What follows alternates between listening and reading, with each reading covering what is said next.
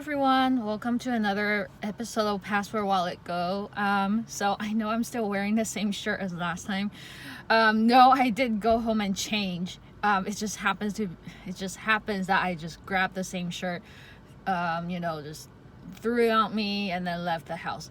So today I want to talk about like some of my thoughts on the caveat of Amazon warehouses, Amazon Fresh warehouses system. So before I get into that, I want to quickly describe the whole entire routine when you're picking and packing. So what happens is that when you are picking and packing, usually you would set up your cart. They call it staging the cart, and that's basically just putting the paper bags on your cart. Now that part, sometimes that can be skipped if there were people filling up the carts ahead of time. So usually there would be people who are in the last 5 or last 10 minutes of their shift, and it's too short for another run, but they have to stay productive. So usually they would be filling up the carts. So first you gotta have a cart with your printer and bags, basically. So you grab a cart and then you go to your assigned zone. Again, it can be ambient, chiller, or freezer. And then you start picking and packing, basically. And then when you're done with picking and packing, you would close the bags. Actually, you would close the bags along as you go. So for example, on your like maybe you're 10 minutes into your run and you're done with bag number 1.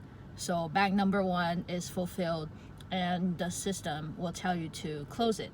So you close the bags as you go, and then by the end of your pick, all your bags should be closed, and then that's when you go stage the bags, meaning putting them onto this rack for the batchers or the drivers to pick up. So that's kind of a very generalized overview of the picking and packing procedure. So where the caveat is, so they keep track of your productivity based on the time between your picks, meaning during my orientation, they said it's scan to scan, but actually it's pick to pick, meaning only when you're scanning a product or an item, it counts as being productive. If you're scanning the bin or the bag, that doesn't really count as being productive. I know, and even when you're staging, when you're at the end of the route or at the end of your run, you're staging your bags, that doesn't count as being productive either. Only when you're scanning products or items, your account is being productive. So first of all, I think that's kind of unfair, because you could be having a very unfavorable day, like 3 of your items, or you have a ton of items that you have to go grab the ladder that are like on the very high shelves. You have to grab the ladder, climb onto the ladder, get your item, and then scan it, put it in a bag, and then put the ladder away. So it could be taking up a lot of your time just to get an item, and that could kind of impact your pick rate. Actually, the first time I ever heard about pick rate was this one day when I had 3 items in a row that were on like really high shelves, and so that really impacted my pick rate. And then one manager actually came to talk to me, kind of mentioned my pick rate to me. So yeah, so I think that's a caveat, and that's really unfair. And the second thing is that since you're I don't want to say judge, but you're evaluated being on the time between your picks, even at the end of your run. Like let's say you staged all your bags and everything, and then that's the end of it, right? But what's counting against you is that, let's say you took 5 minutes to stage your bags. So after you scanned your last item, 5 minutes had elapsed, and then you're getting ready for your second round. You know, you're staging your cart, you're talking to the manager, asking where you should go, asking for them to assign you to a zone. So those minutes are counting against you before you scan another item, which is pretty unfair, I think. But at the same time, I can kind of understand where that's coming from, because that's probably the best out of all the options. Like, you know, like they don't have any other ways to be more fair.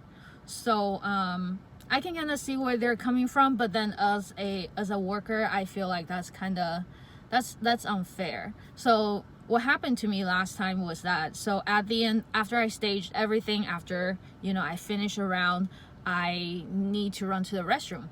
So I went to the restroom. It wasn't a good day. I was in there for 10 minutes. And then when I came out and I was staging my car, getting ready for my second run, this manager walked up to me and told me that I had been idle for 30 minutes. And I was like, well, I only went to the restroom for 10 minutes. But and then he explained to me how everything worked. Like, it's from the last time you scanned an item till the next item you scan. So finishing a round, going to the bathroom at the end of a round isn't really doing me favor, and actually it's counting against me. That's why I had like a 30 minutes idle time, which totally sucked. I mean, the manager wasn't mean or anything, and then he was very reasonable, and that's really great. But I just think that the system isn't, you know, the system is working against, it's counting against you. So yeah, that's one thing I noticed, and I think it's unfair that I hope they could improve, but at the same time, I kind of know where they're coming from. So, you know, you're kind of in a dilemma, and then I guess the only way is to, you know, figure out something, and then, you know, if you need to go to the bathroom, just go. If you need, don't hold it. It's like holding is just bad. Yeah, so just go when you need to go, and then remember to stay hydrated. It's really hot today. Well, all right, that's it, and I'm off to work. All right, talk to you guys later. Bye.